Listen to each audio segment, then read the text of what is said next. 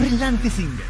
Kull nhar ta' erba' mit-12 ta' frar fid-9 eskwart ta' filgħaxija dejjem fuq One. L-Istitut tal-Edukazzjoni l-IFF qed jiċċelebra 10 snin ta' suċċess fis-settur edukattiv f'pajjiżna fejn ukoll qed jingħata dera ġdida. F'dawn is-snin IFF stabbilixxa ruħu b'mod b'saħħtu fis-settur u sar punt ta' referenza l professjonisti li jixtiequ javvanzaw fil-karriera edukattiva. Filwaqt li ġew introdotti diversi programmi edukattivi li servew ta' bażi soda l-edukaturi lokali. F'diskors tal-okkażjoni tnejn filgħodu l-Ministru għall-Edukazzjoni, l-Isport, iż-żgħażagħ, ir-riċerka u l-innovazzjoni Cliff Tingrima saħaq dwar l-importanza ta' dan l-istitut u l-kontribut kbir li qed jagħti lis-sistema edukattiva f'pajjiżna.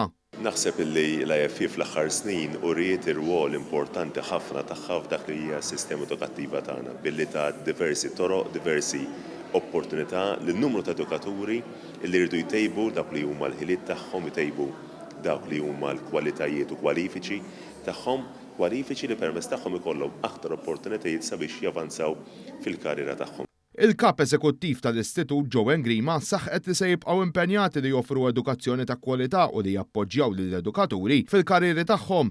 Filwaqt ispjegat il-logo l-ġdid issa jinkludu l-inizjali u l-motto li sar Shaping Future Generations, riflessjoni tal-impell lejn il-formazzjoni tal-professjonisti tal-futur. Aħna bdilna l-logo imma mhux il-valuri, mhux l-isem, dak li għamilna tul dawn l-aħħar 10 snin ġabna iktar determinati, issa stabilixxejna ruħna sew.